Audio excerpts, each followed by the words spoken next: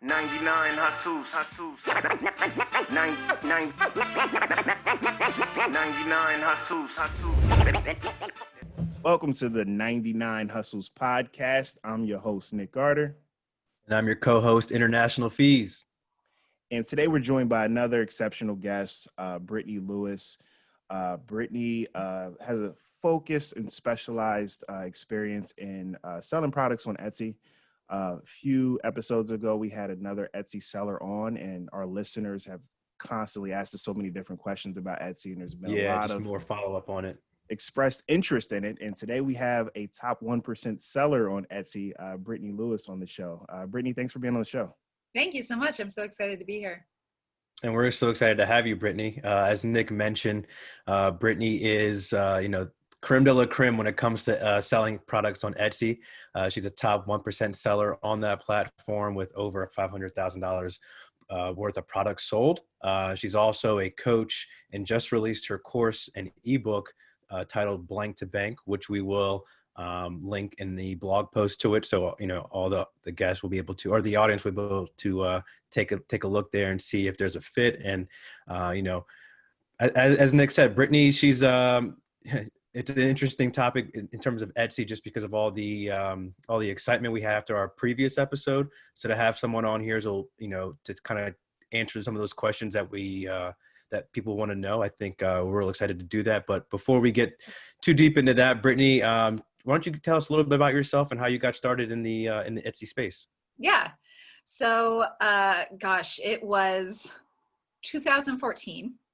That I opened my very first Etsy shop, and it was really by accident. I've always been extremely entrepreneurial, from age 8, I was trying to sell stuff, and I was doing my family's nails at family gatherings. Anything I could do to make them give me money, I would do that. And I was always very much so into leadership, and I would have clubs and all this sort of stuff. I was homeschooled. So through that, I was able to make friends that were also homeschooled and do a bunch of different stuff that public schoolers probably couldn't do because they don't have enough time to do it. But being homeschooled, I had a lot of time to be super creative and self-motivated as well. I think that's where a lot of my self-motivation comes from. But I worked some regular jobs throughout my teenage years, and up until I was about 23, I started dealing with some weird health issues, and I moved back in with my parents, kind of had the mid-20s crisis happen. And while I was there, I was like, you know what, I was cutting and kind of altering my own high-waisted shorts. And back in 2014, you could not find those anywhere, that specific style. So I was going to Goodwill and doing it myself. And I thought, you know what, other girls are probably looking for similar things. So why don't I try to sell them on Etsy? And I had an Etsy shop before, maybe 2 years prior to that, selling home decor or wall prints. That was a disaster because I tried to sell them in glass frames, and they would always break. And I was like, I want it to work. I don't know how to make this happen. So I just gave up eventually. But then I thought, I'm just going to try this approach and see if this does any better. I made my first sale probably in 24 hours and a sale every day for the first week or so. And I was like, wait a minute, this is way easier than what I was doing before in terms of actually getting sales. And so then I started thinking about, well, how can I diversify this? And instead of just plain high-waisted shorts, I found a photo on Pinterest of galaxy shorts, with a galaxy painted print on them. And I thought I could do that. And they're not selling it anywhere else.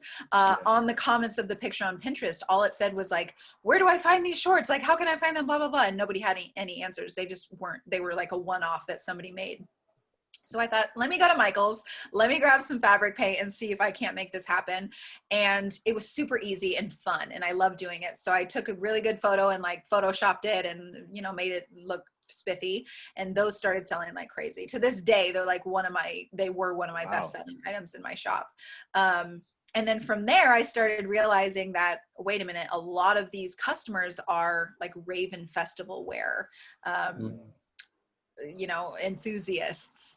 And because I was getting messages like, hey, can you get this to me by Coachella? Or, I need this by for Electric Daisy Carnival. And I had never been to a raver festival in my life. Yeah. I still haven't. And my Etsy shop is one of the top Raven Festival wear shops on Etsy now, even without ever having been to one. But I, really recognized this happening right away. So I said, okay, let me figure out how to sell more of the things that this group of people are looking for. So I found an untapped market and kind of decided to plug there was it in your life. so much demand, and it was so clear who my main customer was. So I was like, if I don't build out on this, I'd be crazy. Right. So even without having attended any of those festivals, I knew the style very well.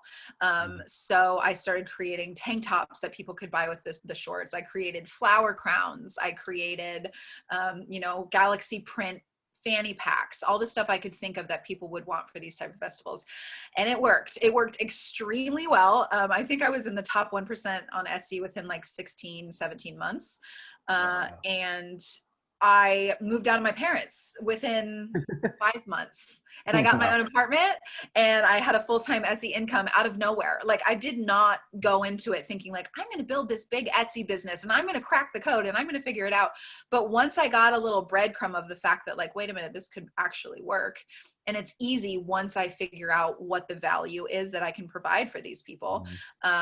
I was raring to go. I was like, let's figure it out. Let's do it. I'm ready. And it just kind of spiraled from there in the best way. Yeah. You hit on a couple different things there, and there's a lot to unpack in all the things you said. But I kind of want to take it back to the beginning where you mentioned, you were homeschooled and it provided you like a different experience in terms of being able to do things that, probably most kids in public school weren't able to do. Was there some sort of like entrepreneurial spirit there already that your parents kind of, passed down to you, or how did you come across that type of mindset? Yeah. So my dad is very entrepreneurial. He's like been an eBay guy for a really long time. He doesn't, he's like a blue collar guy, but he loves making money and he loves like the game of it. And so I very much so got that from him. It was just like built into me. My mom would just say that I'm stubborn. Like she's like, whatever you want to get, you'll figure out a way to get it. Rebellious a bit, yeah. Yes, which really lends itself to the entrepreneurial experience because I won't be stopped once I figure out what I want to do. Were you the kid that you're always like, Mom, I want this, and they're like, well, if you want to go, find the money for it. Challenge. A week later, you're like, got it. Yeah, I think my parents even knew better than to say that because if they said no, they knew they didn't even have to say that. I was going to figure out a way. So, what's interesting about the Etsy thing to me is like, you clearly have some type of creativity is a core, aspect of your personality. And, a lot of times you find like people who are good at business, but not necessarily creative, or people who are creative, but not really good with business. And it sounds like you kind of found like the happy medium there. Totally. Somewhere. Yeah. And I'm not like, I don't draw. I'm not a graphic designer. I have no experience with that whatsoever. But I think my creativity comes from the fact that I'm just willing to do endless amounts of research and learning. Like I've always been obsessed with self-development and like, if I want to do something and I don't know how, I'll go to the ends of the earth to figure out how to do that. Like, what is it going to take? And so even without like being artistic, I can still be creative just based on the knowledge base that I have of certain things. So like when it was Raven Festival wear, you better believe I was in like all the high end Raven Festival wear stores, like trying to figure it out what they were selling so I could know it better and figure that market out more. And because once I knew that stuff, then I could make more creative decisions because I had that knowledge base. But you can't just create stuff out of thin air. I'm sure your Google searches were nuts back then, like they're still nuts. the Raven starter pack. What does that look like? Yes, I do that very well. Yeah, and a lot of people. I think when I first started, I did Shopify drop shipping early on. Yep. And I was putting products in my store, products that I liked. And like, that's a mistake. Is like, it's not about what you like. It's about like tapping into like what other people are, interested in, what other people like. And then from there, you research into it. 100%. I think that's an important thing that you figured out at that point. So you also, Brittany, work with print on demand products as well. So at what point did you transition from like creating your own, physical products to moving into the print on demand space? Whew, I was so hands-on for a couple years, and I discovered Printful.com, and I was like, this just seems too good to be true. Like somebody that I can pay to do this stuff for me. I don't know how that is going to work. And so I just slowly got into it, and I slowly started experimenting with it.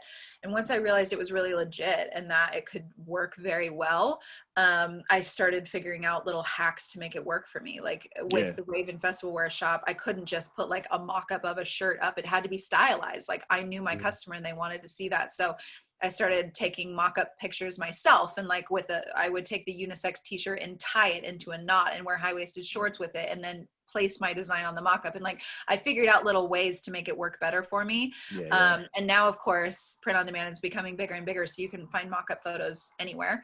But it was a slow transition, because my profit margin was so much higher doing stuff myself, but it was also 1,000 times harder and like way more.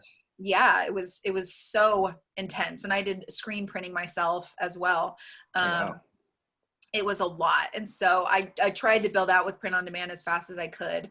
But it is difficult if you don't know the right things, if you don't know what to focus on, if you don't know how to market things correctly. It's hard to make it a full-time business. And so over the years, trying and experimenting with 1,000 different things, I felt like I finally got to a point where I was like, okay, now I understand how this works, and I understand how to make it work for creating value for my customer as well. Like that was my whole blueprint for the products that I was making by hand. So once I figured out how to apply that to print on demand products, it was like, okay, we're good now. Yeah. And I guess really quick, just to kind of like explain like what print on demand is. It's the way I think about it is it's kind of like drop shipping, but for like, for like t-shirts or coffee mugs, or like, could you just explain like really briefly, like in your, your words, like what print on demand is?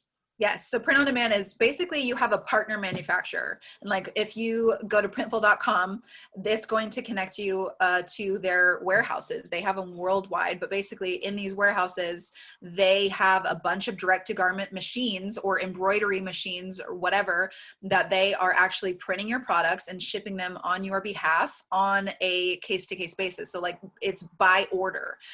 You don't have to have any stock. You don't have to pay any bulk amounts. If somebody orders a t-shirt from you, you pay Printful for the cost of the t-shirt and the shipping, and then they create it, they package it, they ship it directly to the customer on your behalf. You get your little logo on the package, so it looks like it came from you. And it's a totally hands-off experience. But the beauty of it is the design is yours. The placement, the way that you design the actual product itself, and the way that you display the product in your shop is totally up to you. The print on demand production partner, they're just creating the item and shipping it out for you. So you would like, I guess in another way to look at it is like your creativity gets to, you fully get to focus on that 100%. And leave all the operations things to the people that do that well. Yes, it's getting out of operations. Now, is that something that you always kind of had? Well, I guess you mentioned earlier, this was never your plan to, to go to some full-fledged, operate like business, full-time business. You mentioned in the beginning that you had an Etsy store 2 years prior to you kind of really finding your stride. What did you learn from that? I don't want to call it mistake, but what did you learn from that time frame that allowed you to come back 2 years later to, to try it again? I think I did that maybe for like a month or two. It was not a long experience. I had another job at the time. I wasn't fully committed. I didn't have any experience whatsoever. I just think I never realized the opportunity. Like when I was finally making sales and I realized like, oh, you have to use keywords so people can find you. And then like when I started putting the pieces together, I was like, this is so simple, but it's not easy. You have to know. So it was definitely one of those things that the light bulb moments kept happening. And as they did, I was like, this is beyond anything I thought that it could be. So my mind just didn't have the capacity to even understand what was possible. So I think what I learned during that experience was not much, because I hadn't tapped into realizing what things could be. And that's kind of my philosophy for everything. As I tell people, like, I have a membership option where I post things weekly for my followers that are subscribed. And I just did a piece of content recently about goal setting. And I personally don't even set goals. And I have just kind of come to terms with admitting that openly, even though sometimes I think it can be really looked down on in the business world. But I feel that for me, and the way that I operate in my creativity, it puts a cap on myself, and it makes me stressed out. It makes me feel pressure. And I feel like I can always achieve way beyond the things that I think I can achieve. And so not setting goals, I just go as hard as I can every single day. And then I see where that leads me. And if I need to pivot at any time, if I find a better opportunity or something that would work better, I do it. And I feel like that has always led me in the right direction and has allowed me to scale whatever it is that I'm trying to achieve. Yeah. So it all starts with the mindset before anything else, as opposed to finding the right product or the right niche. It's more so, determining what exactly it is that you want, and then being comfortable, being able to be fluid. Yes.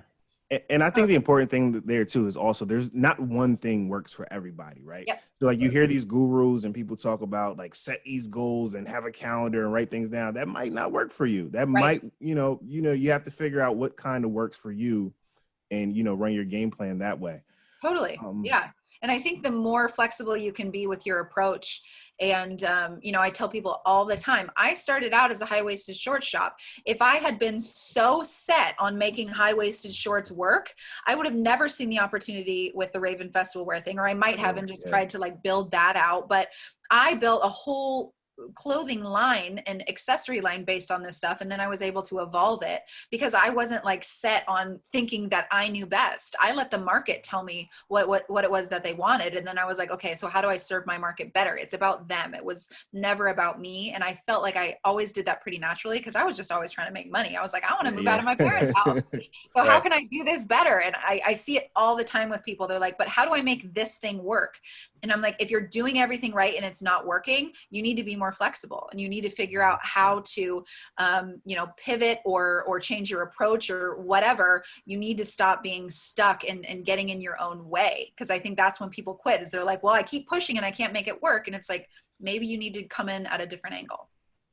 As the great American philosopher Sean Jay-Z Carter once said, smarten up, open the market up. There you go, Fees. There you go. I think that fits exactly what you just said, right? It's just Totally. Stop making it about you, right? It's not about you. And if it is about you, then it's a passion project, and you're not really trying to make it a business. And that actually like lends itself to like what you talk about a lot your different YouTube videos, Brittany, is about trend spotting. Yes. Could you talk to us a little bit more about trend spotting and what that is, and how to evaluate the market, and and keep your ears to the street? This is where I get super passionate, because everything that I just explained is based on research. So when I started consulting, I really developed my teaching strategy based on like, just know more. If you're struggling, it's because you don't know enough, period. If you really don't know how to make things work, you don't know enough yet. So like, the answer to your question is always to research more, to learn more, to like invest in yourself more. And so with trend spotting, and when I created the blank to bank method, that really was kind of on accident as well. I was just following the trail of like what had worked for me and figuring out how to communicate that with other people. And I really discovered that most of my success looking back had come from researching. And so I took a step back and I thought, okay, how can I break this down into steps? And I realized a lot of it revolved around trend spotting. And so, the blank to bank method uses Etsy, Pinterest, and AliExpress as the three main marketplaces that you begin your research. Then you use Google Trends and Pinterest Trends. It's all about validating keywords. Because I really believe that when you start with data and then develop a product line based on that information, as opposed to the reverse, which is what most people do, is they create products and then they try to find people that'll buy it. Start where the market is and create products for them. That makes everything so much less of an uphill battle. It makes everything so much smoother, whether you're advertising, whether you're trying to rank organically on Etsy or any other marketplace. It's going to happen a lot faster and easier if you're already providing people with what they want. And when you put it in simple terms like that, people are like, wait a minute. Duh. Yeah, right. But Yeah. for some reason, that's just not the way that people think of things. And, you know, I think a lot of it revolves around just not knowing and wanting to put stuff out there that you like, assuming that other people like it too. But when you're working on a higher or a larger scale and you're trying to create a big booming business, it's got to be first and foremost about your customer and giving them what they want. That brings us back to foundational trend spotting and like figuring out a method that you can return to over and over again that's going to open up more opportunities for you every time you do it. And that is the bank to bank method. It's exactly what I've been doing for the last 7 years in order to find new products for my shop. And the benefit of trend spotting is that, you know, you have the advantage of releasing a product and you know that it's not going to be crickets. Like if you're doing everything right, you've got what people are looking for. And it's just a matter of, you know, doing Visibility. the right optimizations. Discoverability and ranking and getting the right listing photos and keywords and all that sort of stuff. But once you do that, you've got it. And like, it takes some tweaking and it takes a lot of learning. But I tell people, like, you have to become an expert. If you want to make a full-time income, this has got to be your full-time job. I tell people every single morning, like, check Pinterest like you check the morning paper. Like, this is your full-time job now. And people Or you're checking your Instagram. Totally. Yes. And actually, I tell people create a designated Instagram account specifically for your niche and only follow people that is in the niche that you want to create for, because then you can get inspired and check that every morning like the morning paper. So I think that is just something that has to be all consuming. If you want if you quickly want to create a full-time booming print on demand business, you've got to be an expert in trend spotting. You have to be an expert in trend in general. And there's a certain element of like priming your brain that happens when you're doing trend spotting and researching, to where when you sit down to actually create designs for your print on demand products, you kind of intuitively know, like, color choice, placement, elements that you're using. If you've done enough research, that stuff kind of flows out of you naturally. If you have not done enough research, you sit down to design and you're like, this looks good, but so does this, and I'm not really sure, because you don't know. I tell people, you're not researching in order to learn about the sellers and to copy them. You're researching to learn about the buyers and to create something similar that's uniquely your own, so you can reach that same market. Because a lot of people take it differently. They say, like, blank to bank is the method to, like, find the products to just rip people off. And that's not at all what it's about. You have to learn about what people are buying. And those search results that are coming up on the first, second, third page of search, they don't get there by accident. They're there because people are clicking, favoriting, purchasing them, getting tons of attention. Those are literally like the keys to what people want, those listings. And so blank to bank shows you how to recognize them and how to create your own unique versions of them. So with this course that you teach, the blank to bank, would you recommend, like, just like anything else, any other business, it's not for everyone, right? This type of business is not for everyone. Would you say that if you were interested in, you know, if someone's interested in this type of avenue, there has to be some sort of level of, you know, creativity that they have in terms of design, or they have to have some sort of, you know, desire to you know, to look for that. So I guess my question is, what kind of student generally does well with your course? You know, like, what are some characteristics that they have that, you know, tend? So I have one student in particular. She is just reaching like the 10,000 mark for November, and she's only been selling for 2 months. She's almost done $10,000 on Etsy this month. Wow. Because she invested in my courses and she followed them to a T. And what happens is people skip around. Like they think, like, I don't think that's that important, so I'm just going to do this instead. And then they're like, Brittany, why isn't this working? And I'm like, well, tell me, did you do this, this, this, and this? And they're like, well, no. And I'm like, that's why. Because you really, the things that you focus on, the keys that are there, they cannot be skipped. They cannot be half-assed. They have to be 100%.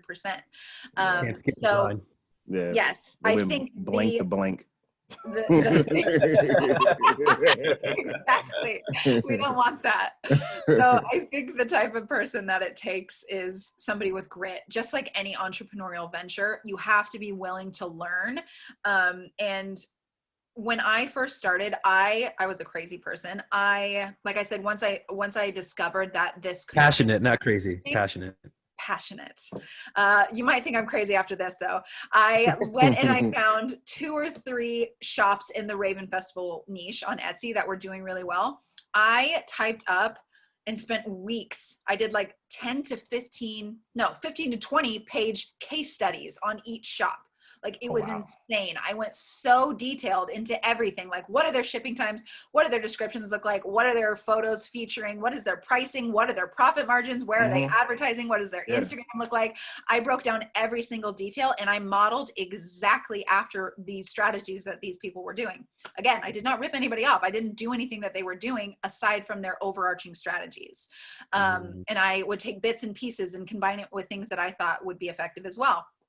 And then over time, I just sort of evolved. The more that I learned, I started creating my own unique version of everything. And I developed my own strategies. But you need a starting point. And so I always say modeling after people who have already been to where you want to go, like that's really what it's going to take in order to get to that next level. Because people have already been there, done that with the stuff that you want to do. So why not learn from them? So like I said, the students that I have seen of my courses that do really well, they're the ones that take it really seriously and are spending hours a day researching. They are diving in and like they understand the importance of it. And they don't think that they know best. I think that is really a key, like putting your own opinions aside and being like, okay, this person that's already done it obviously knows better than I do. There's a lot of people that don't think that way, because they think their assumptions are correct right off the bat, and they have to learn the hard way. And usually they end up quitting within like a month or 2. And they always say my favorite line. They're like, Etsy doesn't work. I don't know what what the hype is about Etsy. Etsy doesn't work. And I always reply back. I'm like, Etsy works. And obviously it works because a lot of people are benefiting greatly from it. You didn't put in the right work. You know, it's your responsibility as a seller. Your own success is always your own responsibility. Right. Not even the resources that you're using. It's not Etsy's responsibility to put you in front of people when you have a lousy product or you're not doing the right things. It's your responsibility to learn what matters, to focus on it, and to execute on it. Yeah. So, in terms of,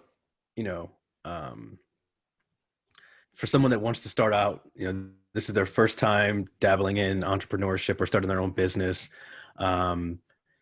One thing we like to ask our guest is generally, what's a range in terms of how much money does someone need to start, getting into this? Yeah. So that's kind of the beauty of print on demand. One of the beauties is that you can start with basically nothing, because you're paying your production partner, whether it's, I use Printify, Printful, all of those are really popular.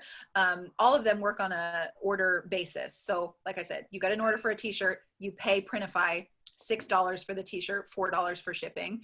And then you get your revenue from Etsy. But you can start with $100. If you have 10 orders come in the first 2 weeks, you can make that happen with $100. And then you can start working with the revenue that's coming in order to continue to build. So I think I probably started with like between $200 and $400. But if you really want to make this work, like you can make it work with almost nothing, especially if you're selling on Etsy. You don't need Facebook advertising money. You don't need any sort of, you're not paying the platform anything aside from the fees that come out of every order. So it's super simple. And when you're choosing the right things, print on demand, like t-shirts have the highest profit margin. When you're choosing the right things and you're advertising them organically with the best SEO that you can, you don't need much money at all, if anything. Yeah. Truly. So this year, how has COVID impacted your business? I saw one of your videos. You actually been crushing it this year. Yeah. Put out a video back in July. I think you did 90K the first half of the year. I'm sure I'm sure you're still crushing it. It's crazy because I think it was March before it even hit. right before it hit. Mhm. That whole week, Etsy had the lowest amount of sales of all time. They hit a record low. Like when it was announced that like COVID is a thing now and like everybody would be scared, they had a record low, and I was basically in my apartment freaking out because I was like, this is literally everything. This is my whole business. Like a lot of people were in the same boat. Right. Right. And I was even texting my mom. I'm like, I don't know what I'm going to do. I have no other I'm option. moving back in, Mom. We're in an early 30s crisis now. No, luckily that didn't happen. By the next week, it was like people immediately went stir crazy and started shopping online. And I was like, wait a minute, sales are really picking up now. So I started thinking of different ways I could build new products and create more hype around certain things. And it worked really well. And I think between, let's see, April and July, I did $93,000 in revenue just from one Etsy shop. So that was wild, and it was so nice. Like I feel so blessed to not have to have had those struggles that a lot of people have had to go through. I realize how lucky I've been. And then e-commerce just continued to explode from there. It was crazy to watch. Now, was this separate? Was it a different store from your rave show or the raving? Yeah, so Raven Festival. So same store? People doing like virtual raves? No, within that one, I sell a lot of like trendy stuff that you can wear every day. You know, I sell hoodies, I sell all sorts of variety of things. So I never sold like tassels, or sequins, or anything like that. It was always just like super trendy stuff that you could wear if you're a trendy girl, or you could wear it to a Raven Festival. Yeah, good question. Got it. Yeah. No Coachella this year. Yeah. People are so. I was gonna say, is there a Coachella? What are people doing? I don't understand. During that time, getting dressed up and raving. I'm sure someone did. Like during that time period, everyone literally thought the world was going to end. And like, you got so many people who are like, let me go on Etsy. It's like, Etsy's like your first, like, why are you thinking about buying? Right. That's how people are. Then, you know, you got to supply it, meet the demand. It was crazy. Yeah. Some people buying toilet paper. Yeah. Yeah.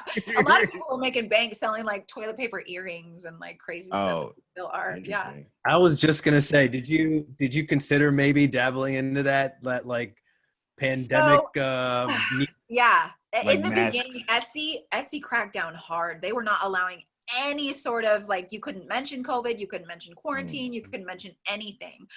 They were removing shops entirely for it. So I was like, I'm staying way far away from that. I don't know. I think they've kind of relaxed on those guidelines at this point, but yeah, I didn't want to risk it. And the masks are pretty in. Are they still in high demand on Etsy? Definitely not like they were. I think that really fell off when people or the big box stores started getting them in really cheap. But in the beginning, Etsy was the place for masks. That was wild. Yeah, that makes sense. I wanted to talk to you a little bit, Brittany, about marketing. So you mentioned it doesn't take much money to get started. Like you can go on Etsy and pretty much create your shop for free and then link with one of the print on demand channels. How would you you use Pinterest in particular to spread the word out there? Yeah. Can you talk a little bit about, how you use Pinterest and like how that can help someone who's an Etsy seller?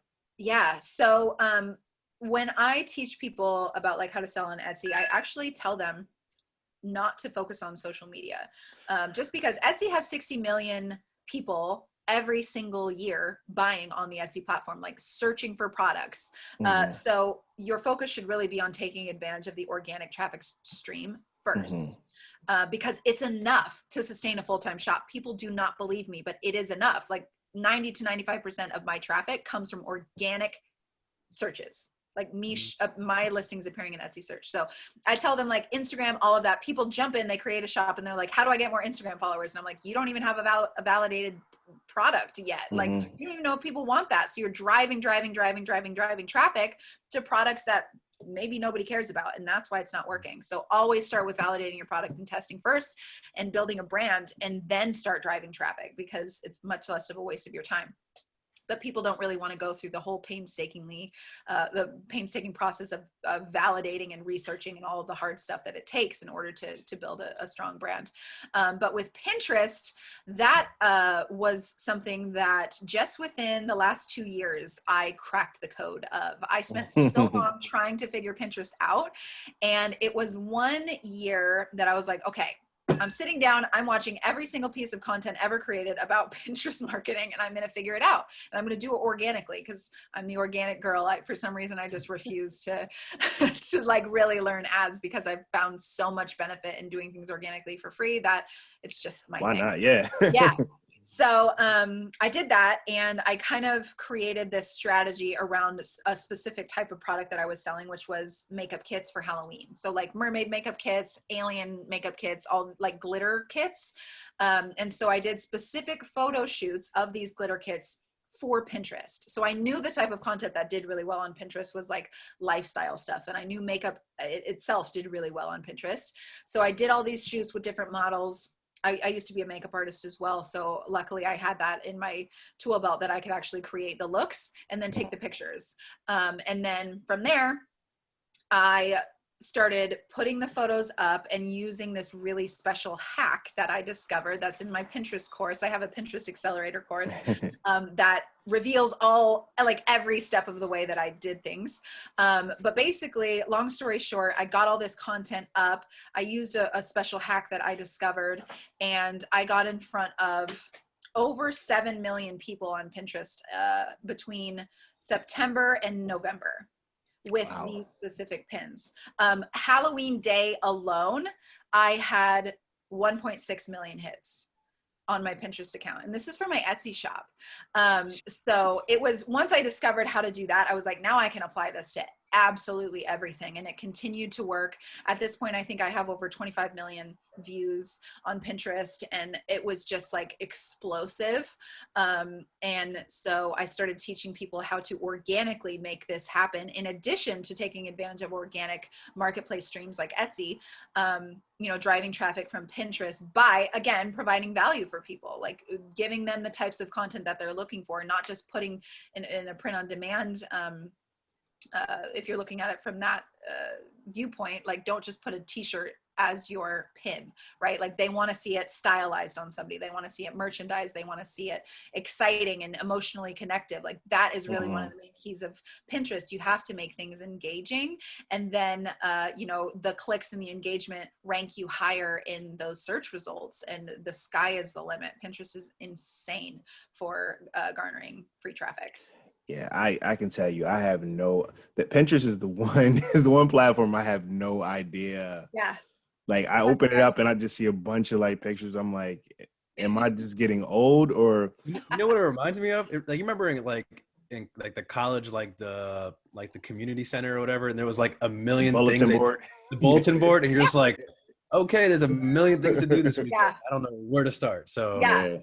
Yeah, for sure. I mean, it's very overwhelming as a newbie, not only to know how to use it, like to market, but like just to know how to use it, period. To just navigate around. But once you do, I'm obsessed with Pinterest because I am such a like inspiration type person. I love being inspired in order to be more creative. I'm on it every single day. I just bought a new apartment and I'm on it every single day finding apartment ideas. I use it for everything, like any sort of planning that I need to do. Pinterest is where I go, and that's how a lot of people use it. And actually the rate of men using Pinterest is growing at the same rate of women now within the last year. So it's a market for everybody, all ages, all genders. And if again, it's about knowing the specific things to focus on in order to get you results, as opposed to just trying everything. Yeah. No, that's interesting that you said that men are growing at that high of a rate, because Nick and I have talked about this offline numerous times, where we're just like, we keep hearing Pinterest is one of the places to be, but like the minute we log in, we're like, are we like the non-cool people at the party? Like, what's going on? Like, can someone show me around? But no, that's incredible. Just from your, you telling us a little bit about your story, it comes across that, you were never going to be a 9-to-5-er. You're always look like you're always going to be in control of like your own financial freedom. And with that, and dealing with the highs and the lows of entrepreneurship, would you consider yourself happy at this point? I am so incredibly happy. Yeah, I can say Can't fake that 100%. I honestly cannot imagine doing anything else. Yeah, I think about like being in a regular job and it just like, I can't even imagine. I really can't. And of all the risk and all of the uncertainty and all of the literal blood, sweat, and tears that have gone into getting me where I am today, I work 20-hour days sometimes, and it's like I don't fall asleep until 6 or 7 a.m. and all of those hours that I put in, I wouldn't take any of it back. Like it's exactly what I always wanted, and I am obsessed with what I'm doing. And really, I only started course creating like 4 months ago, and that has taken off as fast as you could possibly imagine. And that I'm even more obsessed with, because now I get to help people, and now I get to see the stuff that I've hard learned for so long, that it just gets put into the atmosphere of like all of these people worldwide, and it works for them. And being able to see that happen and get messages from people thanking me for like changing their life. They were scared this year, and being able to know that my content is helping people achieve what they want to in their life as a whole, especially in such a scary time. Nothing could be better. Yeah, that's incredible. So what's next? Where are you over the course of the next 5 years? Are you going to remain on Etsy? You don't have to set any goals. I know I was just going to say, like to remain flexible. But like, so yeah, broadly. I do no pre-planning. I have to be completely honest. I really don't. Because if you were to ask me in 2019, like, where are you going to be in a year? True. I'd be like, I could give you some bullshit, but like interest. It probably would have been nothing compared to where I am now, because last year I'd never even considered course creating or anything like that. I was doing one-on-one work. So my 5-year plan is just to continue doing exactly what I've been doing for the last 5 years. I mentioned to you guys off the air that I have recently teamed with launchcart.com, which is a similar platform to Shopify, but they are really focused on print-on-demand sellers and providing a platform for free. By the way, they do take a fee like Etsy does, but you can start with nothing. And so they approached me, and I absolutely loved their platform. I loved the things that they were developing for print-on-demand sellers. It's everything that my followers really need and have been asking for. So I'm the director of e-com training for them. Oh, nice. So I'm developing strategies in kind of infusing Launchcart into the blank to bank process and teaching people like, here's how to test products on Etsy and then sell them on Etsy and Launchcart on your own website, and doing all that sort of stuff, because, Etsy is not the end all be all by any means. I don't believe that. I know a lot of people don't believe that, and you shouldn't put all your eggs in one basket, but I do believe it is highly valuable for the initial testing phase. When you're just beginning, there's no better place to do it than on Etsy to get in front of so many people. You just have to know how. So yeah, hopefully the next 5 years will be as fun as the last 5 years have been, but I truly and honestly don't have a concrete plan. I operate best in the uncertainty and in the chaos, and being able to pivot whenever I need to. Yeah. That makes sense. The ultimate hustler answer right there. Yeah, for sure, for sure. Exactly what it is. It's like, where will you be in 5 years? Wherever the customers are. That's where. 100%, always. Yeah. That's awesome. That's awesome. So Brittany, one thing we always like to ask our guests is, what is your hustle mantra? Your hustle mantra is just like one quote or phrase that you feel embodies your business, how you run your business, or how you live your life. If you had to think of one quote, what would that be? So I don't have a quote, but I have a philosophy. It's kind of what I've been going over. I mean, market first. Market first. I guess. Always like first. Like, remove yourself entirely. No one cares what you think. No one cares what you like. If you're trying to build a business, market first. Do your research. And, I've been talking a lot recently about the 10X rule, Grant Cardone. In addition to, market first, 10X all your actions. Do 10 times more than you think that you should be doing. 50% of that might fail, but 50% of it might work. And, doing as much as you can at all times and testing and gathering data. that's what it takes. You always have to be open and flexible, and just putting yourself out there as much as possible. That's how you get to the end goal, is just going for it. Nice. That's true. Couldn't say it any better, man. There's 99 hustles. Pick one. Yeah, seriously. Right. Yes.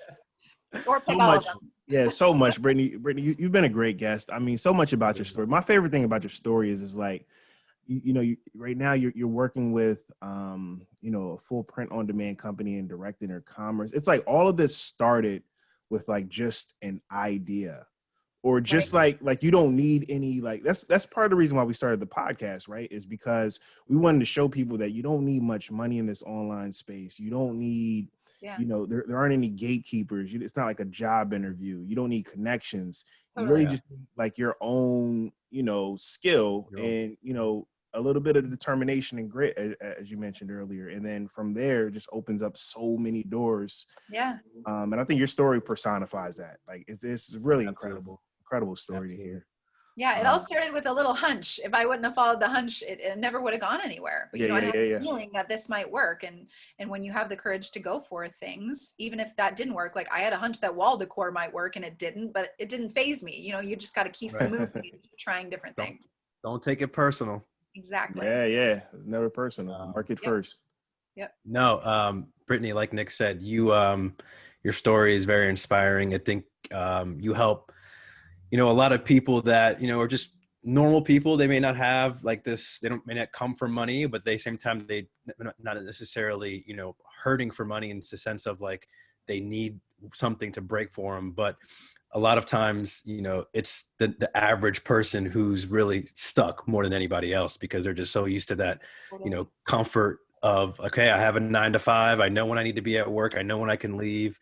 But so many people are just stuck in that rat race. And it's inspiring for me, I'm sure for Nick, and I'm sure our audience to hear your story, and to show people that there's other ways out there. You don't have to follow traditional paths. And there's an endless amount of resources as well. If you don't feel prepared, if you don't feel like you know enough, go learn it.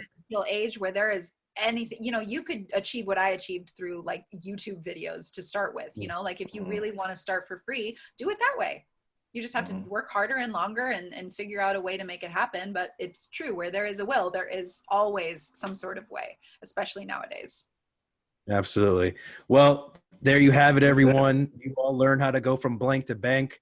Brittany's been an incredible guest. We'll be sure to link out her course, and anything else that she believes would be essential for you guys in terms of reaching out to her. Brittany, if you want to quickly just provide like your socials where people can reach you at. So I'm most active on Instagram. That's at Be a Wolf Biz. And I have a Facebook group as well, just for print on demand, Etsy sellers, all of it. That's just Be a Wolf Biz on Facebook as well. And that's a really good resource for free. If people are even considering getting started, you can go there, you can ask questions, you can get to know people that are doing the same thing. And there's a really cool community there. And the YouTube channel also is?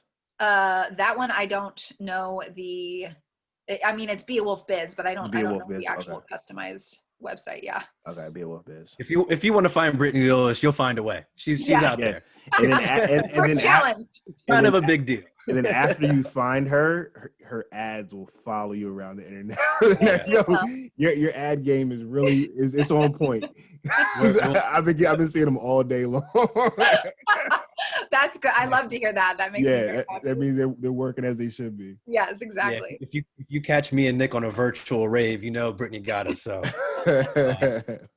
once again, Brittany, thank you so much for being a guest with us today. We really enjoyed this conversation, and really looking forward to see what you have going on in the next 5 years. And thanks again for everything, and looking forward to see what you got going on next. Absolutely. Thank you guys so much for having me. This was super fun. All right. See you, Brittany. 99 Hustles.